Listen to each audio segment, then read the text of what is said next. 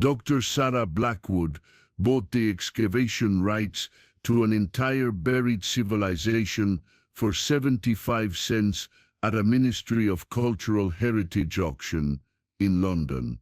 While world-renowned archaeologists and billionaire collectors with unlimited budgets stood in complete silence, refusing to bid on what should have been the archaeological find of the millennium. But as Zara would soon discover, some ancient cities are buried not by time or natural disaster, but by the deliberate actions of those who understood that certain knowledge is too dangerous for humanity to possess. Dr. Zara Blackwood had spent 15 years attending government surplus auctions across Europe, usually fighting for basic research permits and second-hand excavation equipment. She'd witnessed grown professors throw punches over pottery fragments and seen museum directors mortgage their institutions for the chance to dig up Roman coins. She'd watched billionaire collectors engage in bidding wars that escalated into millions over single artifacts. But she'd never witnessed a room containing the world's most ambitious treasure hunters go absolutely silent when faced with the opportunity of several lifetimes. The auction hall in London's prestigious Bloomsbury district was packed beyond capacity. Every major university was represented. The Louvre had sent 3 teams. The Metropolitan Museum had flown in their entire board. Private collectors who'd spent fortunes on medieval manuscripts sat in premium front rows, clutching bidding paddles worth millions. The Vatican had sent representatives. Russian oligarchs sat next to Japanese billionaires, all united in their obsession with owning pieces of human history. These were people who'd traveled from 6 continents for the chance to bid on lots containing nothing more than pottery shards or Viking jewelry fragments. Yet when Sir Reginald Hartwell, the auction house's most experienced auctioneer, announced Lot 247, exclusive excavation rights to the recently discovered ancient city of Valdres, buried beneath the Scottish Highlands, the room fell into silence so complete that Zara could hear her own heartbeat. "Ladies and gentlemen," Sir Reginald continued, his usually confident voice wavering, "we have what may be the most significant archaeological opportunity of the modern era."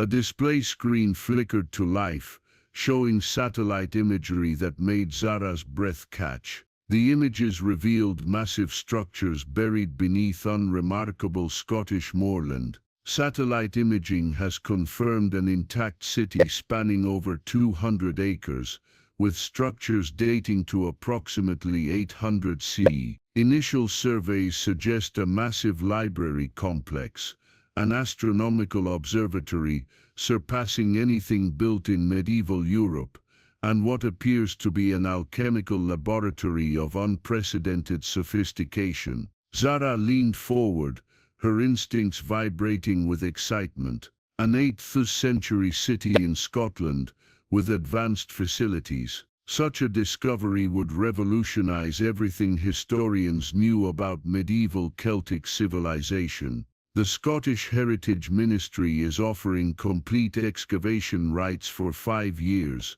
with first option on all discoveries. Starting bid is £500,000. The silence wasn't just quiet, it was oppressive, pressing down like a physical force. Zara looked around in amazement. Professor Wilhelm Richter from the Max Planck Institute sat motionless, his aggressive bidding stance replaced by pure dread.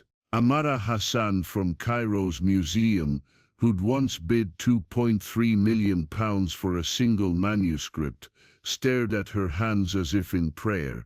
Most unsettling was Sir Edmund Blackthorne, Britain's most successful treasure hunter, whose collection was worth more than small countries' GDP. He was looking directly at Zara with an expression she'd never seen, not calculation or envy, but bone-deep terror. £400,000. Sir Reginald tried, his voice cracking with desperation. The silence stretched on. Nobody looked at the auctioneer or the fascinating images. They looked at each other with shared knowledge, waiting for someone to be foolish enough to break an unspoken agreement. That's when Zara heard whispered conversations. Someone should tell her about the Cambridge team. Remember Edinburgh? None were ever the same. The ministry's been trying to get rid of those rights for months. Poor girl has no idea. Dr. Victoria Sterling, Zara's former doctoral supervisor, suddenly appeared with panic in her eyes. Zara, Victoria whispered urgently, gripping her arm, whatever you're thinking, don't, please, don't what? Bid on the discovery of a lifetime. Victoria's grip tightened. There are reasons that city stayed buried for 1,200 years. Good reasons that have nothing to do with natural disasters or Viking raids. But Sir Reginald's voice cut through £100,000. Surely someone must be interested. These were people who spent more than £100,000 on medieval buttons. Yet here was an entire city, and nobody would risk a minimal bid. £50,000. Sir Reginald's voice became barely a whisper. That's when Zara noticed government representatives in the VIP section weren't disappointed by the lack of interest. They looked satisfied, as if this outcome was exactly what they'd expected. £25,000, £10,000, £5,000. The auctioneer's gavel hung suspended, trembling. In that moment of crushing silence, Zara made a decision that would change everything. 75 cents, she called out. Every head turned to stare with expressions of shock and pity. The government official's satisfaction transformed into resignation and relief. Sold to Dr. Blackwood for 75 cents. The gavel cracked like a gunshot. The room began emptying with unnatural speed, as if people were fleeing disaster. World-renowned archaeologists who'd traveled thousands of miles were now hurrying to exits desperately. As Zara approached the podium, she caught fragments of conversations. Poor girl has no idea what she's done. They found Peterson 3 miles from the site, walking in circles, couldn't remember his own name. Complete psychological breakdown. Sir Reginald handed her documents with violently shaking hands, avoiding eye contact. "Congratulations," he mumbled, sounding like he was offering condolences. "The ministry representative will brief you on the special conditions." A tall woman approached with military precision. Her badge read Dr. Margaret Thorne, Senior Archaeological Liaison, but everything about her suggested weapons training rather than academics. "Dr. Blackwood," Dr. Thorne said, her handshake painfully firm, "I need to discuss your permits protocols." "What protocols, Doctor?" Thorne glanced around, then leaned closer. "The kind that keep you mentally stable long enough to regret your purchase." "What did you just say?"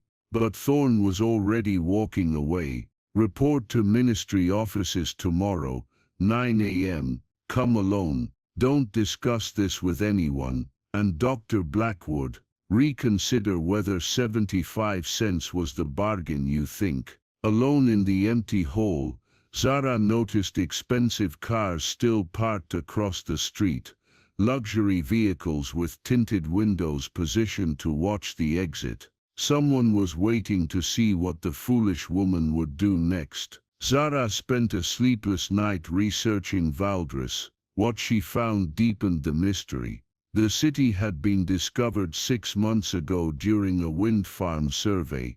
The work was conducted by Northland Surveys Limited, but their report was immediately classified. More disturbing, Dr. James Peterson, the lead archaeologist, had been found wandering 3 miles from Valdres. Hospital records showed severe memory loss, nightmares, and acute anxiety response to symbolic imagery. He'd been carrying stone fragments covered in unidentifiable symbols that caused violent physical reactions. Peterson wasn't the only casualty. 4 other team members suffered similar trauma. 2 were hospitalized. 1 disappeared.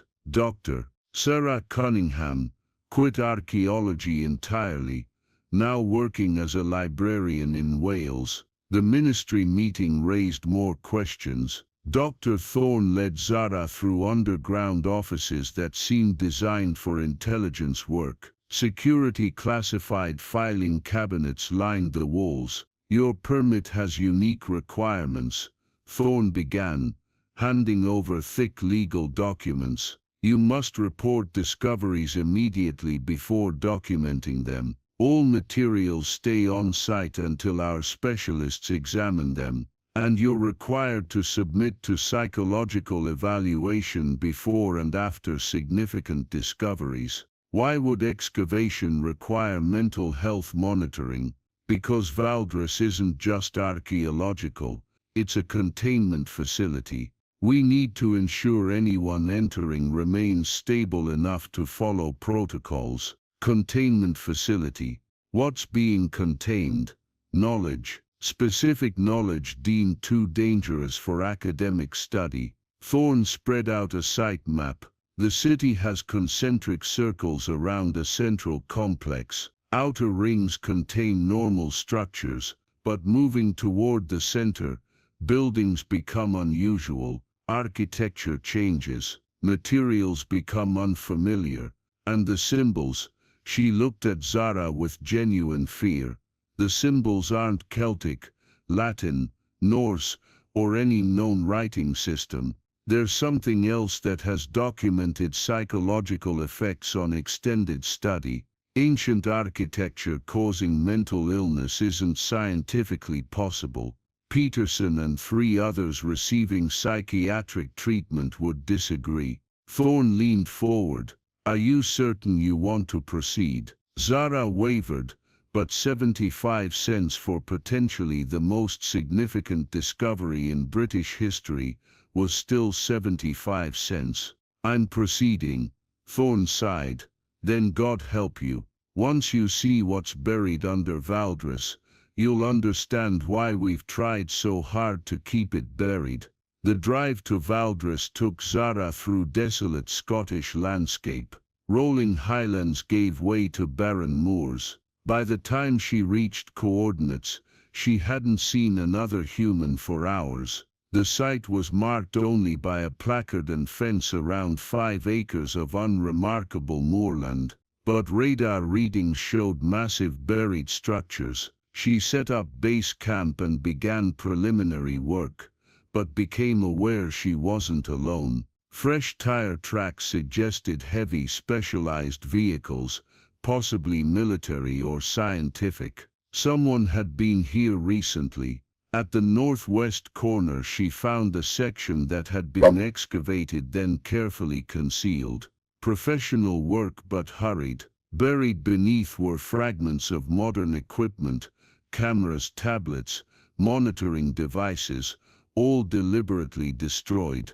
Deepest down, she found a leather journal belonging to Dr. James Peterson. The early entries were routine, but Peterson's handwriting became increasingly erratic. Day 12, found inner chambers. Architecture unlike anything in my experience. Stone absorbs light rather than reflects it. Day 15, team morale declining. Sarah refuses to enter inner complex, says symbols are speaking to her. Day 18, made contact with something, not human. Day 21, symbols are moving, rearranging when we're not looking. Day 24, must stop, seal this back up. Some knowledge is too dangerous. Ancients knew this. The final entry written in blood. Day 26, they're inside my head. Others are gone, must destroy equipment. The buried city isn't a city, it's a prison. We've unlocked the door, As evening came, Zara heard distant vehicles. Through binoculars, she saw multiple camps on surrounding hills, 3 separate groups maintaining careful distance. One camp flew an unrecognizable black flag with silver symbols that seemed to shift when she looked directly at them. Another consisted of unmarked military vehicles. The third had luxury cars and high-tech equipment suggesting corporate involvement. Her satellite phone rang at nightfall. Dr. Blackwood, a panicked voice said, "You need to abandon excavation immediately." "Who is this?" "Dr. Sarah Cunningham. I was on Peterson's team, the one who escaped." "What happened at Valdres?" "We found something that should have stayed buried, something the medieval inhabitants knew was too dangerous for human civilization." "What kind of something?" Long silence, then barely a whisper.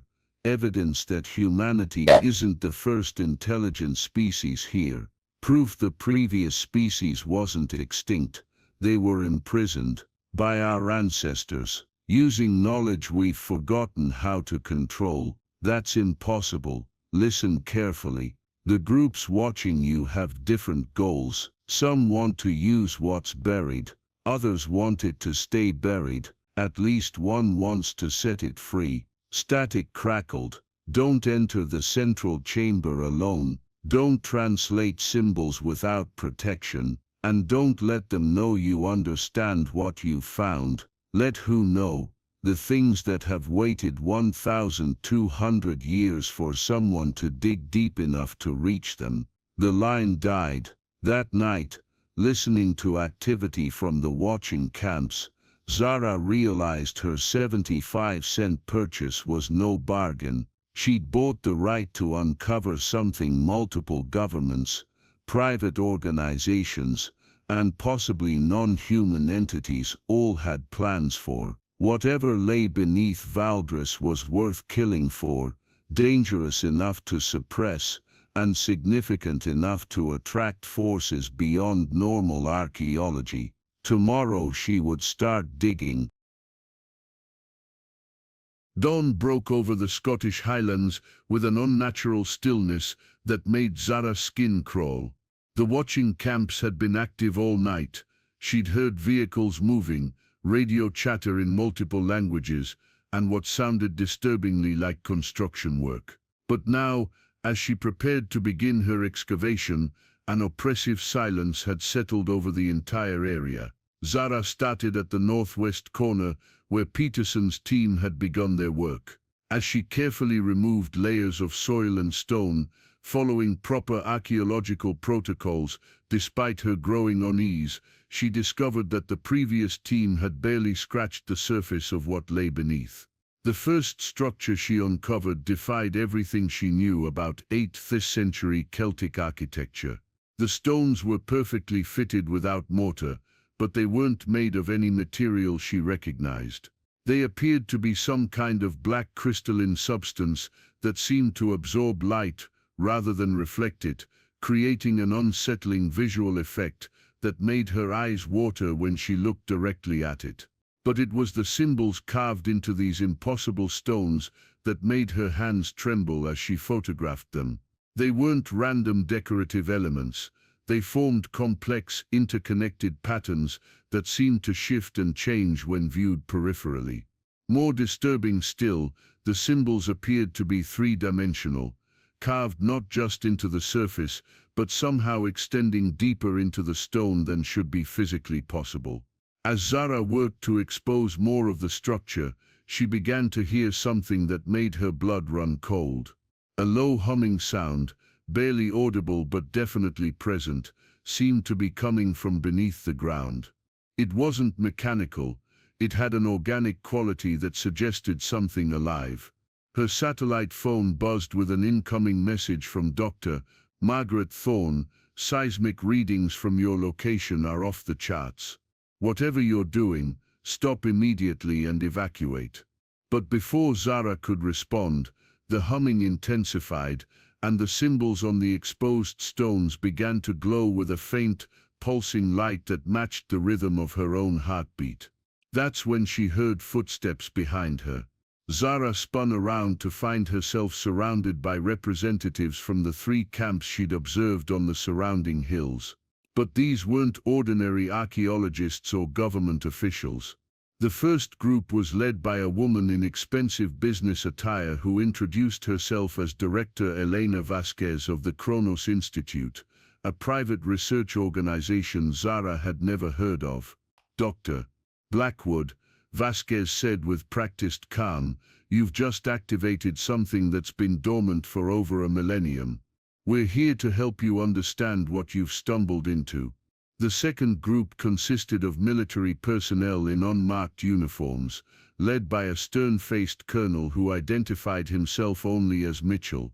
His hand rested casually on his sidearm as he spoke. "This site has been classified under international security protocols. You need to cease all excavation activities immediately." But it was the third group that made Zara's rational mind struggle to process what she was seeing. They appeared to be ordinary people, men and women of various ages and ethnicities, but there was something subtly wrong about them. Their movements were too coordinated, their expressions too uniform, and when they spoke, it was in perfect unison. "Dr. Blackwood, you have opened the first seal. The sleepers below are stirring." This was not supposed to happen for another century. Director Vasquez stepped forward, her composed demeanor cracking slightly. "What my colleagues are trying to tell you, Dr. Blackwood, is that Valdres isn't just an ancient city. It's a containment facility built by the last generation of humans who understood the true history of our planet." She gestured toward the glowing symbols on the exposed stones. "These aren't decorative carvings. They're warning labels, instructions, and locks." The medieval inhabitants of Valdres weren't ordinary Celtic settlers, they were the guardians of humanity's most dangerous secret. Colonel Mitchell's expression grew increasingly grim. 1,200 years ago, a previous human civilization achieved technological advancement far beyond our current capabilities. They made contact with intelligences from beyond our solar system. What they learned from that contact nearly destroyed the human species. The third group spoke again in their unsettling unison. The visitors offered knowledge, technologies that could eliminate disease, extend human life indefinitely, grant powers that would make us godlike. But the price was our autonomy, our humanity itself. Zara felt her worldview crumbling as the impossible story continued to unfold. Director Vasquez pulled out a tablet showing archaeological data from sites around the world, similar buried cities, all dating to the same period, all abandoned suddenly and completely. The Guardians of Valdres were part of a global network. Vasquez explained. When they realized what the visitors' gifts would ultimately cost, they made the hardest decision in human history. They used the aliens' own technology against them, trapping the visitors and all their knowledge in underground facilities like this one. Colonel Mitchell added, but the containment wasn't permanent. It was designed to weaken over time, eventually allowing the visitors to escape once humanity had evolved enough to resist their influence. The problem is we haven't evolved. We've regressed. We've forgotten the warnings, lost the knowledge that would protect us. The synchronized group's voices rose slightly. "The seals are breaking. The sleepers are waking. And you, Dr. Zara Blackwood, have just accelerated a process that cannot be stopped." Suddenly the humming from beneath the ground intensified into a sound that seemed to bypass Zara's ears and resonate directly in her bones. The glowing symbols on the stones began pulsing faster, and cracks appeared in the ground around the excavation site. "It's too late," Director Vasquez said, her professional composure finally breaking completely. "The primary containment seal is failing. We have maybe minutes before." She was cut off by a sound that defied description, part mechanical, part organic, part something else entirely. It was coming from deep underground, and it was getting closer. Colonel Mitchell was shouting into his radio, "All units, implement Protocol 7 immediately." Evacuate civilian populations within a 50-mile radius. But the synchronized group remained eerily calm. There is another way, they said in unison. Dr. Blackwood carries the genetic markers of the original Guardians. She can complete what her ancestors started. What are you talking about? Zara demanded, but even as she asked, she felt something changing inside her.